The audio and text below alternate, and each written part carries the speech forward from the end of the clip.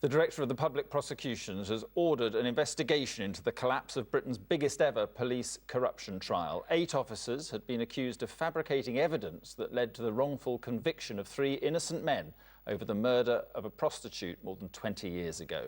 Today, the judge dismissed the case, which has cost many millions of pounds after revealing that evidence had been destroyed. Our UK editor, KEIR reports. Not for decades have there been such questions over police corruption in Britain. This case was supposed to show that the justice system can provide answers. 8 former police officers were in the dock, the biggest trial of its kind in UK criminal history. Today, it collapsed.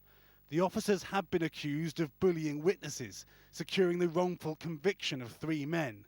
One of those men was Tony Paris. I do believe that police don't really go to jail for things they may or may not do. So, in some ways, I'm not surprised. I'm not surprised, but there's nothing I could do about it. Innocent, right?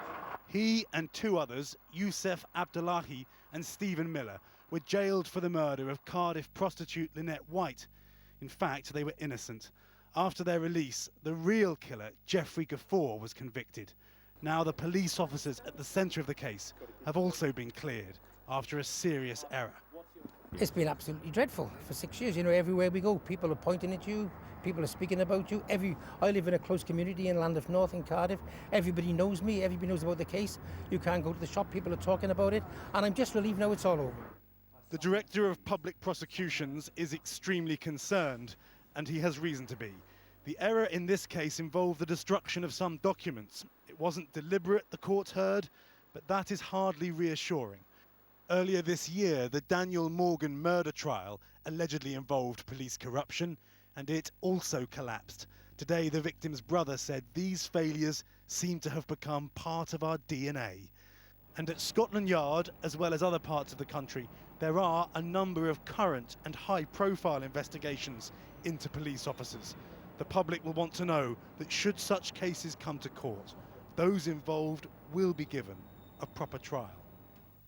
So, KEIR, is there a wider significance to the collapse of this trial? Well, I think one of the issues, surely, is perception. So when a police officer is put in the dock, effectively, it is the justice system trying one of their own. And you can almost hear people saying, well, if you can't get that right, if the only outcome effectively is that millions of pounds have been spent, how broken is the system? I think that gives you some insight into why the Independent Police Complaints Commission have been asked tonight to look at it, and why the Director of Public Prosecutions has launched this investigation into what went wrong.